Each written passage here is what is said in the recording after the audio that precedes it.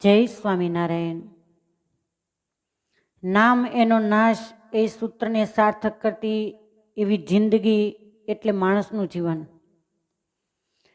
એમ કહી શકાય કે જેમ પર્વત પરથી વહેતું ઝરણું એ ક્યારે પાછું ફરી શકતું નથી, એમ હાથમાંથી વ્યતીત થઈ ગયેલો સમય કે જીવન, દિવસો, પળ એ જીવનની અંદર ક્યારેય પાછી મળતી નથી.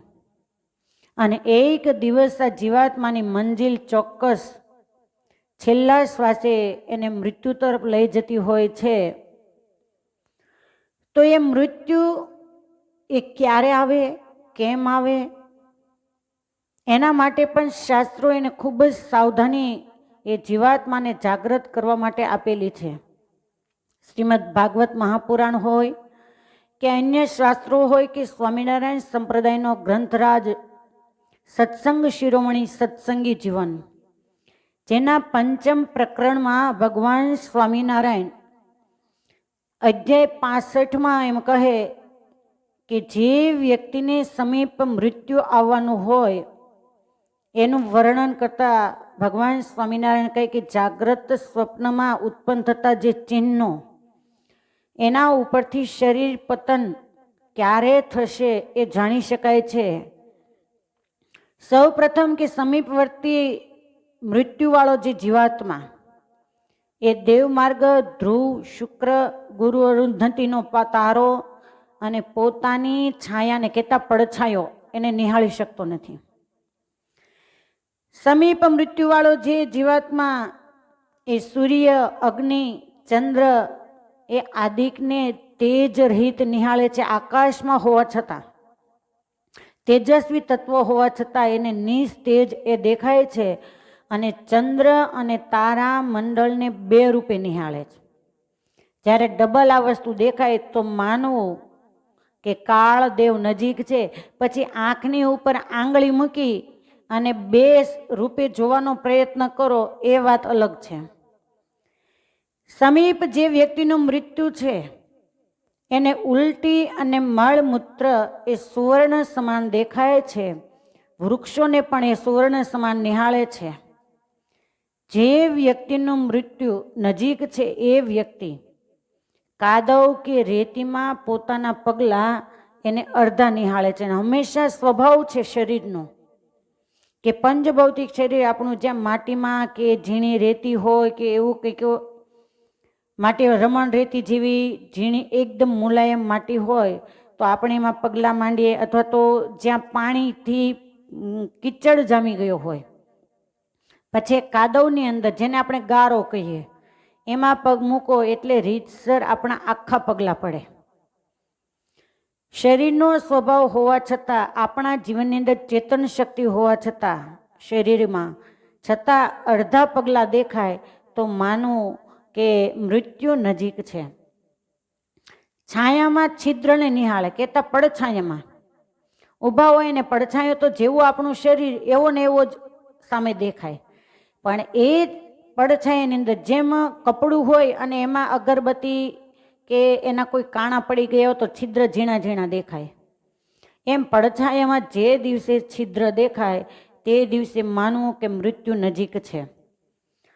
પોતાનું પ્રતિબિંબ એને મસ્તક વગરનું એકલું ધડ જ નજરે જોવામાં આવે તો માનવું કે મૃત્યુ નજીક છે. અને હું તો એમ કહું કે આ બધા મૃત્યુના ચિહ્નો એને નેજું મૂકી અને જોવા એના કરતાં તો બહેતર છે કે કમર કસી અને પરમાત્માનું ભજન કરી લેવું કે મૃત્યુનો ભય જ ના રહે. અડધી રાતે આવે કે થોડા દિવસે આવે, મહારાજ હું આવવા માટે તૈયાર છું. જેને પરમાત્માનો આશરો એને કોનો ભય. છતાં પણ જીવાત્માને જાગૃત કરવા માટે શાસ્ત્રોની અંદર સંતો અને ઋષિ મુનિઓએ આગમ ભાગ્યા છે, એ ક્યારેય ખોટા પડતા નથી. જ્યારે કૃષ્ણ શરીર તત્કાળ સ્થૂળ થાય કે જાડું થઈ જાય અને સ્થૂળ શરીર તત્કાળ કૃષ્ણ કહેતા સુકાતું જાય, ત્યારે માનવું કે મૃત્યુ નજીક છે. જે વ્યક્તિનો દેહ અતિશય દુર્ગંધવાળો અચાનક બની જાય, માનવું કે એનું મૃત્યુ નજીક છે. સ્નાન કર્યા બાદ હૃદય તેમજ પગના તળિયા સુકાઈ જાય તરત જ, તો માનું કે મૃત્યુ ટૂંક સમયમાં છે. નહીં તો સ્નાન કર્યા પછી તો સ્વાભાવિક છે કે શરીર એ ભીનું પાણીથી ભીંજાયેલું હોય, છતાં એ જ મિનિટે પગના તળિયા અને છાતીનો ભાગ, હૃદયનો ભાગ એ સુકાઈ જાય તો મૃત્યુ નજીક છે. ખાધેલી પીધેલી કંઈ પણ વસ્તુ એ ઉદર સંગ્રહ નહીં કહેતા પાચન શક્તિ ઓછી થઈ જાય તો માનું કે મૃત્યુ નજીક છે. ને એ પણ પાચન શક્તિ, કોઈ પણ પ્રકારની દવા ઔષધિ એ ગમે એટલું કરવામાં આવે છતાં એ કામ ન આપે, ત્યારે માનું કે મૃત્યુ નજીક છે. નહીં તો ઘણીવાર તો કેવું થાય કે કંઈક એવી વસ્તુ જમાઈ જાય તો કદાચ આ પરિસ્થિતિ ઊભી થાય, પણ દવા લેવાથી પાછું સારું થઈ જાય તો મૃત્યુ નજીક નથી. નહીતર ઘણાનું તો કેવું થાય, ભયના માર્યા મૃત્યુ નજીક છે કરીને ભયમાં ને ભયમાં જતા રહે, આવું બને. તાળું, ઉદર અને હૃદયની અંદર દાહ થાય, અગ્નિ લાગે. નાસિકા અને કાન એ વક્ર બની જાય, સહેજ ત્રાંસા થઈ જાય અને સર્વે અંગના સાંધામાં શૂળ જેવી પીડા ઉપડે તો માનો કે મૃત્યુનું ચિહ્ન એ આપણને જણાઈ રહ્યું છે ને મૃત્યુ નજીક છે. પછી ચિકનગુનિયા થયો હોય તો મૃત્યુ નજીક ન માનવું, પરંતુ ડૉક્ટર પાસે ચેકઅપ કરાવ્યા પછી પણ કોઈ દવા કામ ન પડે, કામ આપે, કોઈ રિપોર્ટ્સ એ નોર્મલ હોય અને શરીરની અંદર સારું ન થાય તો માનો કે મૃત્યુ નજીક છે. જમીને તૃપ્ત થવા છતાં એકદમ પેટની અંદર ક્ષુધા કહેતા તરત જ ભૂખ લાગે તો માનો કે મૃત્યુ નજીક છે. ઘણીવાર એવું પણ બની શકે કે આપણો જે વક્ર પેટની અંદર, જેને આપણે કહીએ કે ભૂખાળવા સ્વભાવવાળા છે, તો એવી રીતે ઘણાનો એવો સ્વભાવ પણ ભૂખવાળો હોય, પરંતુ જે રેગ્યુલર જમતા હોઈએ અને એમાં અચાનક કંઈ ફેરફાર થાય તો મૃત્યુ નજીક છે એમ માનું. આરતી પૂજન કર્યા બાદ જે આપણે દીપક પ્રગટાવ્યો હોય, આરતી પ્રજ્વલિત કરી હોય અને વાટ એ બુજાઈ જાય પછી જે ધુમાડો નીકળે અને એની સુગંધ જો ન આવે, એની ગંધ ન આવે તો માનવું કે મૃત્યુ નજીક છે. પણ યાદ રાખો કે શરદી થઈ હોય, નાક બંધ થઈ ગયું હોય તો વાત અલગ છે. બધું જ સ્વાસ્થ્ય સારું હોવા છતાં જ્યારે ગંધ ના આવે તો મૃત્યુ સમીપમાં જાણવું. અન્યના નેત્રની અંદર કહેતા આંખમાં પોતાનું મુખને ન જુએ. તમે જોજો કોઈની સામે ઊભા હશો તો એની આંખની કીકીમાં તમે તમારું પ્રતિબિંબ જોઈ શકશો, અને જે દિવસે કોઈને આંખમાં તમારું પ્રતિબિંબ ન જુઓ ત્યારે માનું કે હવે છેલ્લી ઘડીઓ ગણાઈ રહી છે.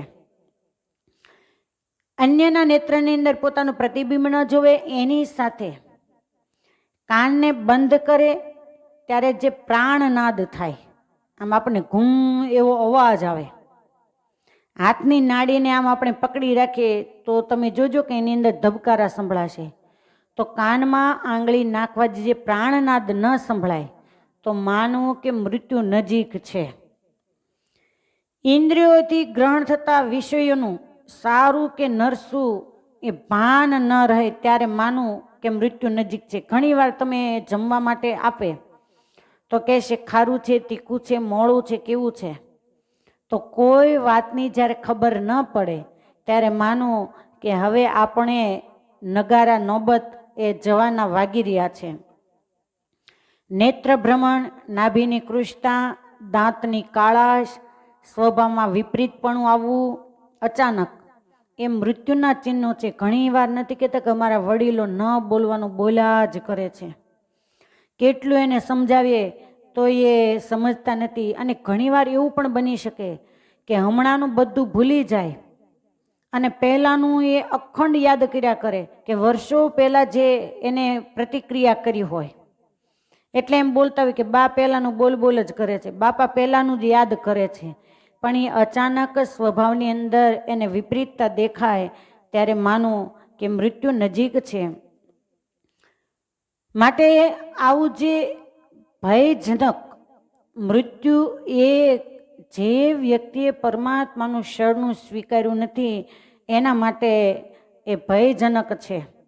કોઈ વ્યક્તિ સ્વપ્નની અંદર પોતાને ગટરની અંદર પડેલા જુએ અથવા તો બીજા કોઈથી પોતાને એ ખાડામાં રૂંધેલા જુએ કે કોઈ કે ધક્કો મારીને મારવાની કોશિશ કરી પાડી દીધા કે આવું જ્યારે દેખાય તો જાણવું કે મૃત્યુ નજીક છે ને એની સાથે સ્વપ્નની અંદર પ્રેત જેવું શરીર પોતાનું અને પોતાનું જે પંચભૌતિક શરીર એ પ્રેતની સાથે આલિંગન કરતા દેખાય તો માનવું કે મૃત્યુ નજીક છે. સ્વપ્નની અંદર જળમાં પોતે ડૂબતા હોય, અગ્નિમાં પ્રવેશ કરતા હોય, આવું અલગ અલગ જ્યારે દેખાય ત્યારે માનવું કે મૃત્યુ નજીક છે. પોતે દક્ષિણ દિશાની અંદર તેલથી શરીરને ચોળી દિગંબર અવસ્થાની અંદર જાસૂદના પુષ્પની માળા ધારણ કરી અને એ દિશામાં જતા દેખાય ત્યારે માનવું કે મૃત્યુ નજીક છે. માટે બુદ્ધિમાન પુરુષોએ મૃત્યુની સામે બાત નહીં ભીડતા મૃત્યુને સુધારી અને પરમાત્માનું ભજન કરી લેવું અતિ આવશ્યક છે. જે વ્યક્તિઓ કાળની સામે બાત ભીડવા માટે તૈયાર થયા એ કાળનો કોળિયો બની ગયા અને જે કાળને પોતાના નજરની સામે જોઈ અને પરમાત્માના શરણે ગયા એ કાળના મસ્તક ઉપર પગ મૂકીને પરમાત્માના ધામને પામી ગયા. અને આપણે ક્યાંય બીજે જવાની જરૂર નથી. એક જ ભાગવત મહાપુરાણની અંદર તમે દ્રષ્ટિ કરો તો 2 પાત્ર છે જેને કાળનું સૂચન કરવામાં આવ્યું. એક તો પરીક્ષિત મહારાજા અને બીજો મહારાજા કંસ. પરીક્ષિત મહારાજાએ પોતાનું કાળ જે સમીપ વર્તતો હતો એને કલ્યાણની અંદર ફેરવી દીધો અને કંસને એની સામે કાળને બાત ભીડવાની પોતે કોશિશ કરી તો કૃષ્ણ પરમાત્માની સામે કાળનો કોળિયો બની ગયો. માટે આ મનુષ્ય દેહ કરી અને પરમાત્માનું ખૂબ ભજન કરી લેવું એનું જો કોઈ કારણ હોય તો કાળની ભીતિ વગર ક્યારેય પરમાત્મામાં પ્રીતિ થતી નથી. અસ્તુ બધાને ભાવથી જય સ્વામિનારાયણ.